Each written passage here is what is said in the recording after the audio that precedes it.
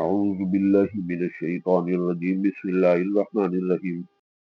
الحمد لله رب العالمين الرحمن الرحيم مالك يوم الدين إياك نعبد وإياك نستعين اهدنا الصراط المستقيم صراط الذين أنعمت عليهم غير المغضوب عليهم ولا الضالين آمين بسم الله الرحمن الرحيم اتل ما أوحي إليك من الكتاب وأقم الصلاة إن الصلاة تنهى عن الفحشاء والمنكر ولذكر الله أكبر والله يعلم ما تصنعون ولا تجادلوا أهل الكتاب إلا بالتي هي أحسن إلا الذين ظلموا منهم وقولوا آمنا بالذي أنزل إلينا وأنزل إليكم وإلهنا وإلهكم واحد ونحن له مسلمون وكذلك أنزلنا إليك الكتاب فالذين آتيناهم الكتاب يؤمنون به ومن هؤلاء من يؤمن به وما يجحد بآياتنا إلا الكافرون وما كنت تتلو من قبله من كتاب ولا تخطه بيمينك إذا لارتاب المبطلون بل هو آيات بينات في صدور الذين أوتوا العلم وما يجحدوا بآياتنا إلا الظالمون وقالوا لولا أنزل عليه آية من ربه قل إنما الآيات عند الله وإنما أنا نذير مبين أولم يكفهم أنا أنزلنا عليك الكتاب يتلى عليهم إن في ذلك لرحمة وذكرى لقوم يؤمنون قل كفى بالله بيني وبينكم شهيدا يعلم ما في السماوات والأرض والذين آمنوا بالباطل وكفروا بالله أولئك هم الخاسرون ويستعجلونك بالعذاب ولولا أجل مسمى لجاءهم العذاب وليأتينهم بغتة وهم لا يشعرون يستعجلونك بالعذاب وإن جهنم لمحيطة بالكافرين يوم يغشاهم العذاب من فوقهم ومن تحت أرجلهم ويقولون ذوقوا ما كنتم تعملون يا عبادي الذين آمنوا إن أرضي واسعة فإياي فاعبدون كل نفس ذائقة الموت ثم إلينا ترجعون والذين آمنوا وعملوا الصالحات لنبوينهم من الجنة غرفا تجري من تحتها الأنهار خالدين فيها نعم أجر العاملين الذين صبروا على ربهم يتوكلون وكأي من دابة لا تحمل رزقها الله يرزقها وإياكم وهو السميع العليم ولئن سألتهم من خلق السماوات والأرض وسخر الشمس والقمر ليقولن الله فأنى يؤفكون الله يبسط الرزق لمن يشاء من عباده ويقدر له إن الله بكل شيء عليم ولئن سألتهم من نزل من السماء ماء فأحيا بالأرض من بعد موتها لا يقولن الله قل الحمد لله بل أكثرهم لا يعقلون وما هذه الحياة الدنيا إلا لهو ولعب وإن الدار الآخرة لهي الحيوان لو كانوا يعلمون فإذا ركبوا في الفلك دعوا الله مخلصين له الدين فلما نجاهم إلى البر إذا هم يشركون ليكفروا بما آتيناهم وليتمتعوا فسوف يعلمون أولم يروا أنا جعلنا حرما آمنا ويتخطف الناس من حولهم أفبالباطل يؤمنون وبنعمة الله يكفرون ومن أظلم ممن افترى على الله كذبا أو كذب بالحق لما جاءه وليس في جهنم مثوى للكافرين والذين جاهدوا فينا لنهدينهم سبلنا وإن الله لمع المحسنين بسم الله الرحمن الرحيم ألف لام ميم غلبت الروم في أدنى الأرض وهم من بعد غلبهم سيغلبون في بضع سنين لله الأمر من قبل ومن بعد ويومئذ يفرح المؤمنون بنصر الله ينصر من يشاء وهو العزيز الرحيم وعد الله لا يخلف الله ولكن أكثر الناس لا يعلمون ظاهرا من الحياة الدنيا وهم عن الآخرة غافلون أولم يتفكروا في أنفسهم ما خلق الله السماوات والأرض وما بينهما إلا بالحق وأجل مسمى وإن كثيرا من الناس بلقاء ربهم لكافرون أولم يسيروا في الأرض فينظروا كيف كان عاقبة الذين من قبلهم كانوا أشد منهم قوة وأثاروا الأرض وعمروها أكثر مما عمروها وجاءتهم رسل بالبينات فما كان الله ليظلمهم ولكن كانوا أنفسهم يظلمون ثم كان عاقبة الذين أساءوا سوءا كذبوا بآيات الله وكانوا بها يستهزئون الله يبدأ الخلق ثم يعيده ثم إليه ترجعون ويوم تقوم الساعة يبلس المجرمون ولم يكن لهم من شركائهم شفعاء وكانوا بشركائهم كافرين ويوم تقوم الساعة يومئذ يتفرقون أما الذين آمنوا وعملوا الصالحات فهم في روضة يحبرون وأما الذين كفروا وكذبوا بآياتنا ولقاء الآخرة فأولئك في العذاب محضرون فسبحان الله حين تمسون وحين تصبحون وله الحمد في السماوات والأرض وعشيا وحين تظهرون يخرج الحي من الميت ويخرج الميت من الحي ويحيي الأرض بعد موتها وكذلك تخرجون ومن آياته أن خلقكم من تراب ثم إذا أنتم بشر تنتشرون ومن آياته أن خلق لكم من أنفسكم أزواجا لتسكنوا إليها وجعل بينكم مودة ورحمة إن في ذلك لآيات لقوم يتفكرون ومن آياته خلق السماوات والأرض واختلاف ألسنتكم وألوانكم إن في ذلك لآيات للعالمين ومن آياته منامكم بالليل والنهار وابتغاؤكم من فضله إن في ذلك لآيات لقوم يسمعون ومن آياته يريكم البرق خوفا وطمعا وينزل من السماء ماء فيحيي به الأرض بعد موتها إن في ذلك لآيات لقوم يعقلون ومن آياته أن تقوم السماء والأرض بأمره ثم إذا دعاكم دعوة من الأرض إذا أنتم تخرجون وله من في السماوات والأرض كل له قانتون وهو الذي يبدأ الخلق ثم يعيده وهو أهون عليه وله المثل الأعلى في السماوات والأرض وهو العزيز الحكيم ضرب لكم مثلا من أنفسكم هل لكم مما ملكت أيمانكم من شركاء فيما رزقناكم فأنتم فيه سواء تخافونهم كخيفتكم أنفسكم كذلك نفصل الآيات لقوم يعقلون بل اتبع الذين ظلموا أهواءهم بغير علم فمن يهدي من أضل الله وما لهم من ناصرين فأقم وجهك للدين حنيفا فطرة الله التي فطر الناس عليها لا تبديل لخلق الله ذلك الدين القيم ولكن أكثر الناس لا يعلمون منيبين إليه واتقوه وأقيموا الصلاة ولا تكونوا من المشركين إن الذين فرقوا دينهم وكانوا شيعا كل حزب بما لديهم فرحون وإذا مس الناس ضر دعوا ربهم منيبين إليه ثم إذا ذاقهم منه رحمة إذا فريق منهم بربهم يشركون ليكفروا بما آتيناهم فتمتعوا فسوف تعلمون أما أنزلنا عليهم سلطانا فهو يتكلم بما كانوا به يشركون وإذا ذكروا الناس رحمة فرحوا بها وإن تصبهم سيئة بما قدمت أيديهم إذا هم يقنطون أولم يروا أن الله يبسط الرزق لمن يشاء ويقدر إن في ذلك الآيات لقوم يؤمنون فآت ذا القربى حقه والمسكين وابن السبيل ذلك خير للذين يريدون وجه الله وأولئك هم المفلحون وما آتيتم من ربا ليربو في أموال الناس فلا يربو عند الله وما آتيتم من زكاة تريدون وجه الله فأولئك هم المضعفون الله الذي خلقكم ثم رزقكم ثم يميتكم ثم يحييكم هل من شركائكم من يفعل من ذلك من شيء سبحانه وتعالى عما يشركون ظهر الفساد في البر والبحر بما كسبت أيدي الناس ليذيقهم بعض الذي عملوا لعلهم يرجعون قل سيروا في الأرض فانظروا كيف كان عاقبة الذين من قبل كان أكثرهم مشركين فأقم وجهك للدين القيم من قبل أن يأتي يوم لا مرد له من الله يومئذ يصدعون من كفر فعليه كفره ومن عمل صالحا فلينفسهم يمهدون ليجزي الذين آمنوا وعملوا الصالحات من فضله إنه لا يحب الكافرين ومن آياته أن يرسل الرياح مبشرات وليذيقكم من رحمته ولتجري الفلك بأمره ولتبتغوا من فضله ولعلكم تشكرون ولقد أرسلنا من قبلك رسلا إلى قومهم فجاءهم بالبينات فانتقمنا من الذين أجرموا وكان حقا علينا نصر المؤمنين الله الذي يرسل الرياح فتثير سحابا فيبسطه في السماء كيف يشاء ويجعله كسفا فترى الودق يخرج من خلاله فإذا أصاب به من يشاء من عباده إذا هم يستبشرون وإن كانوا من قبل أن ينزل عليهم من قبله لمبلسين فانظر إلى آثار رحمة الله كيف يحيي الأرض بعد موتها إن ذلك لمحيي الموتى وهو على كل شيء قدير ولئن أرسلنا ريحا فرأوه مصفرا لظلوا من بعده يكفرون فإنك لا تسمع الموتى ولا تسمع ثم الدعاء إذا ولوا مدبرين وما أنت بهذه العمي عن ضلالة من تسمع إلا من يؤمن بآياتنا فهم مسلمون الله الذي خلقكم من ضعف ثم جعل من بعد ضعف قوة ثم جعل من بعد قوة ضعفا وشيبة يخلق ما يشاء وهو العليم القدير ويوم تقوم الساعة يقسم المجرمون ما لبثوا غير ساعة كذلك كانوا يؤفكون وقال الذين أوتوا العلم والإيمان لقد لبثتم في كتاب الله إلى يوم البعث فهذا يوم البعث ولكنكم كنتم لا تعلمون فيومئذ لا ينفع الذين ظلموا معذرتهم ولا هم يستعتبون ولقد ضربنا للناس في هذا القرآن من كل مثل ولئن جئتهم بآية ليقولن الذين كفروا إن أنتم إلا مبطلون كذلك يطبع الله على قلوب الذين لا يعلمون فاصبر إن وعد الله حق ولا يستخفنك الذين لا يوقنون بسم الله الرحمن الرحيم ألف لام ميم تلك آيات الكتاب الحكيم هدى ورحمة للمحسنين الذين يقيمون الصلاة ويؤتون الزكاة وهم بالآخرة هم يوقنون أولئك على هدى من ربهم وأولئك هم المفلحون ومن الناس من يشتري لهو الحديث ليضل عن سبيل الله بغير علم ويتخذها هزوا أولئك لهم عذاب مهين وإذا تتلى عليه آياتنا ولى مستكبرا كأن لم يسمعها كأن في أذنيه وقرا فبشره بعذاب أليم إن الذين آمنوا وعملوا الصالحات لهم جنات النعيم خالدين فيها وعد الله حقا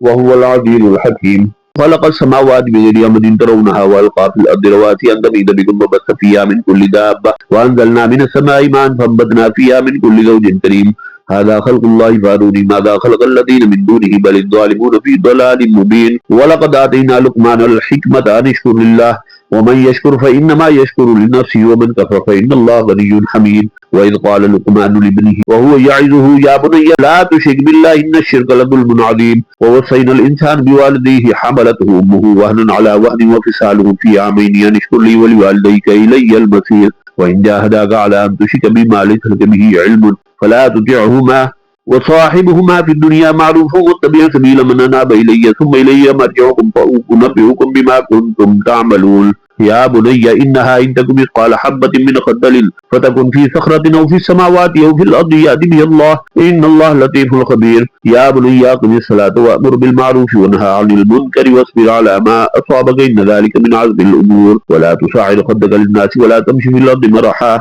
إن الله لا يحب كل مختال فخور. واقصد في مشيك واغضض من صوتك إن أنكر الأصوات لصوت الحمير. ألم تروا أن الله سخر لكم ما في السماوات وما في الأرض وأسبغ عليكم نعمه ظاهرة وباطنة ومن الناس من يجادل في الله بغير علم ولا هدى ولا كتاب منير. وإذا قيل لهم اتبعوا ما أنزل الله قالوا بل نتبع ما وجدنا عليه آباءنا ولو كان الشيطان يدعوهم إلى عذاب السعير. ومن يسلم وجهه إلى الله وهو محسن فقد استمسك بالعروة الوثقى وإلى الله عاقبة الأمور. ومن كفر فلا يحزنك كفره إلينا مرجعهم فننبئهم بما عملوا إن الله عليم بذات الصدور. نمتعهم قليلا ثم نضطرهم إلى عذاب غليظ. ولئن سألتهم من خلق السماوات والأرض ليقولن الله قل الحمد لله بل أكثرهم لا يعلمون. لله ما في السماوات والأرض إن الله هو الغني الحميد. ولو أن ما في الأرض من شجرة أقلام والبحر يمده من بعده سبعة أبحر ما نفدت كلمات الله إن الله عزيز حكيم. ما خلقكم ولا بعثكم إلا كنفس واحدة إن الله سميع بصير. ألم تر أن الله يولج الليل في النهار ويولج النهار في الليل وسخر الشمس والقمر كل يجري إلى أجل مسمى وأن الله بما تعملون خبير. ذلك بأن الله هو الحق وأن ما يدعون من دونه الباطل وأن الله هو العلي الكبير. ألم تر أن الفلك تجري في البحر بنعمة الله ليريكم من آياته إن في ذلك لآيات لكل صبار شكور. وإذا غشيهم موج كالظلال دعوا الله مخلصين له الدين فلما نجاهم إلى البر فمنهم مقتصد وما يجحد بآياتنا إلا كل ختار كفور. يا أيها الناس اتقوا ربكم واخشوا يوما لا يجزي والد عن ولده ولا مولود هو جاز عن والده شيئا إن وعد الله حق فلا تغرنكم الحياة الدنيا ولا يغرنكم بالله الغرور. إن الله عنده علم الساعة وينزل الغيث ويعلم ما في الأرحام وما تدري نفس ماذا تكسب غدا وما تدري نفس بأي أرض تموت إن الله عليم خبير. بسم الله الرحمن الرحيم. ألف لام ميم تنزيل الكتاب لا ريب فيه من رب العالمين أم يقولون افترى بل هو الحق من ربك لتنذر قوما ما أتاهم من نذير من قبلك لعلهم يهتدون. الله الذي خلق السماوات والأرض وما بينهما في 6 أيام ثم استوى على العرش ما لكم من دونه من ولي ولا شفيع أفلا تتذكرون. يدبر الأمر من السماء إلى الأرض ثم يعرج إليه في يوم كان مقداره ألف سنة مما تعدون ذلك عالم الغيب والشهادة العزيز الرحيم الذي أحسن كل شيء خلقه وبدأ خلق الإنسان من طين ثم جعل نسله من سلالة من ماء مهين ثم سواه ونفخ فيه من روحه وجعل لكم السمع والأبصار والأفئدة قليلا ما تشكرون. وقالوا أئذا ضللنا في الأرض أئنا لفي خلق جديد بل هم بلقاء ربهم كافرون. قل يتوفاكم ملك الموت الذي وكل بكم ثم إلى ربكم ترجعون. ولو ترى إذ المجرمون ناكسوا رؤوسهم عند ربهم ربنا أبصرنا وسمعنا فارجعنا نعمل صالحا إنا موقنون. ولو شئنا لآتينا كل نفس هداها ولكن حق القول مني لأملأن جهنم من الجنة والناس أجمعين فذوقوا بما نسيتم لقاء يومكم هذا إنا نسيناكم وذوقوا عذاب الخلد بما كنتم تعملون. إنما يؤمن بآياتنا الذين إذا ذكروا بها خروا سجدا وسبحوا بحمد ربهم وهم لا يستكبرون. الله أكبر. تتجافى جنوبهم عن المضاجع يدعون ربهم خوفا وطمعا ومما رزقناهم ينفقون فلا تعلم نفس ما أخفي لهم من قرة أعين جزاء بما كانوا يعملون. أفمن كان مؤمنا كمن كان فاسقا لا يستوون. أما الذين آمنوا وعملوا الصالحات فلهم جنة المأوى نزلا بما كانوا يعملون وأما الذين فسقوا فمأواهم النار كلما أرادوا أن يخرجوا منها أعيدوا فيها وقيل لهم ذوقوا عذاب النار الذي كنتم به تكذبون ولنذيقنهم من العذاب الأدنى دون العذاب الأكبر لعلهم يرجعون. ومن نظلم ممن ذكر بآيات ربه ثم أعرض عنها إنا من المجرمين منتقمون. ولقد آتينا موسى الكتاب فلا تكن في مرية من لقائه وجعلناه هدى لبني إسرائيل وجعلنا منهم أئمة يهدون بأمرنا لما صبروا وكانوا بآياتنا يوقنون إن ربك هو يفصل بينهم يوم القيامة فيما كانوا فيه يختلفون أولم يهد لهم كما أهلكنا من قبل من القرون يمشون في مساكن من في ذلك الآيات فلا يسمعون أولم يروا أنا نسوق الماء إلى الأرض الجرز فنخرج به زرعا تأكل منه أنعامهم وأنفسهم فلا تبصرون ويقولون متى هذا الفتح إن كنتم صادقين يوم الفتح لا ينفع الذين كفروا إيمانهم ولا هم ينذرون فأعرض عنهم وانتظر إنهم منتظرون بسم الله الرحمن الرحيم يا أيها النبي اتق الله ولا تطع الكافرين والمنافقين إن الله كان عليما حكيما واتبع ما يوحى إليك من ربك إن الله كان بما تعملون خبيرا وتوكل على الله وكفى بالله وكيلا ما جعل الله لرجل من قلبين في جوفه وما جعل أزواجكم اللائي تظاهرون منهن أمهاتكم وما جعل أدعياءكم أبناءكم ذلكم قولكم بأفواهكم والله يقول الحق وهو يهدي السبيل ادعوهم لآبائهم هو أقسط عند الله فإن لم تعلموا آباءهم فإخوانكم في الدين ومواليكم وليس عليكم جناح فيما أخطأتم به ولكن ما تعمدت قلوبكم وكان الله غفورا رحيما النبي أولى بالمؤمنين من أنفسهم وأزواجه أمهاتهم وأولو الأرحام بعضهم أولى ببعض في كتاب الله من المؤمنين والمهاجرين إلا أن تفعلوا إلى أوليائكم معروفا كان ذلك في الكتاب مسطورا